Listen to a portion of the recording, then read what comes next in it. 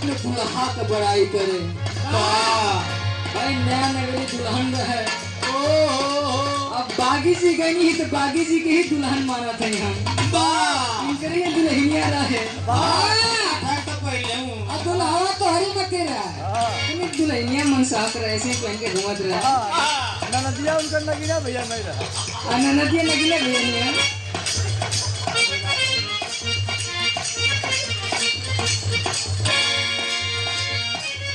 देखिए दुल्हनिया अपने राजा जी का बड़ाई करे। राजा जी समरे तो रहला लेकिन बड़ा ही प्यार करत रहला। दिन भर फोन कर नहीं रहा तो कह है करे का कर रे समय सही सही बता। हाँ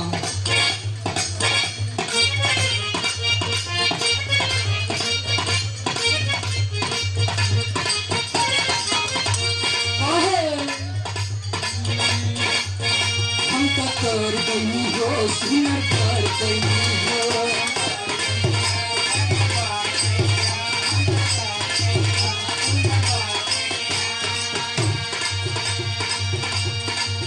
अपना पियो के प्यार में तू भर गई हो।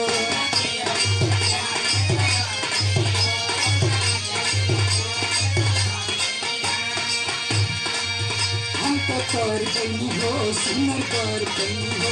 अपना रजो के प्यार में संवर गई हो।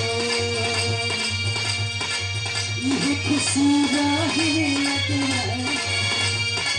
बागी जी बड़ा बागी जी हिला उतरा नहीं। ध्यान इधर दीजिए। आपका ध्यान किधर है? हाँ आपका ध्यान किधर है? इधर है। हम तो कर गई हो सुनर कर गई हो।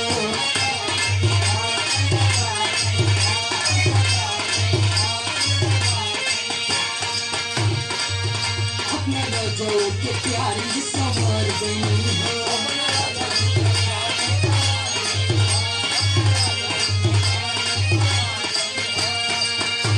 और कहे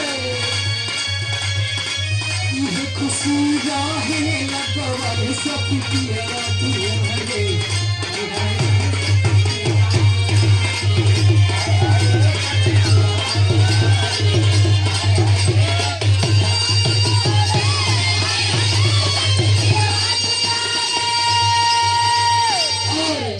मोतीलाल मिस्त्री भैया जी की तरफ से देखिए पिया दुलारे ये गाना पे खुश होकर रह ना गई है।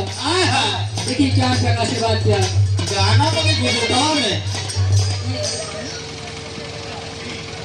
आइए आइए आइए।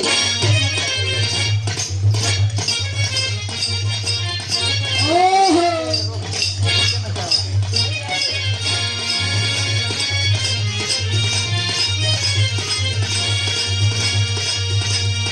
कर गई हो सुनर कर गई हो।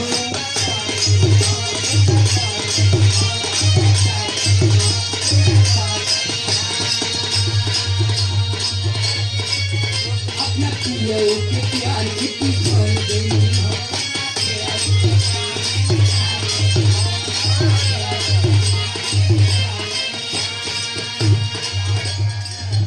वाह ये प्रेम दबा गया भैया। आइए देखें बिहार के धुरंधर सम्राट आदमी बड़े मुन्नीलाल बागी मुन्नीलाल बागी भैया जी की तरफ से देखी सुंदर से पुष्पहार आने के हाथ का आशीर्वाद। बताई अगर रवा ना दैले होती बागी जी तो मुन्नीलाल बागी ना ना खाई। आए बताई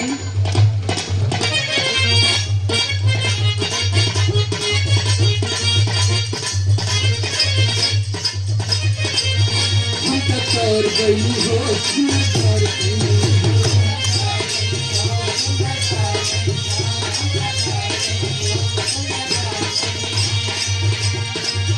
अपना रजो के प्यार में संवर गई हो।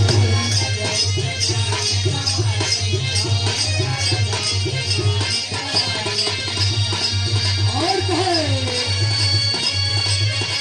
ये खुशी रहे ऐसे डिस्क ब्रेक लगे वजह महाराज तक काम गड़बड़ा जाए आई ले पूरी घर जाए लगी आई ललका लला में दागी ना दे रहा लगा ला जैसे उमई आई हूँ मन हाँ जब हम खोल के रखिला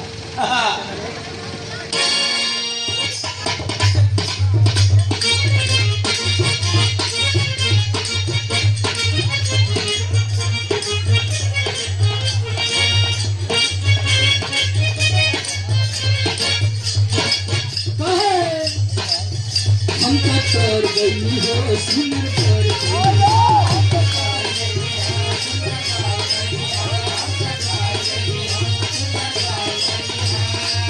अपना रजो के प्यार में संवर गई हो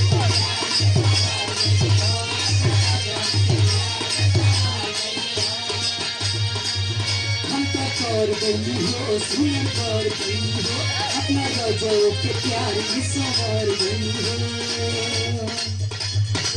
ये खुशी है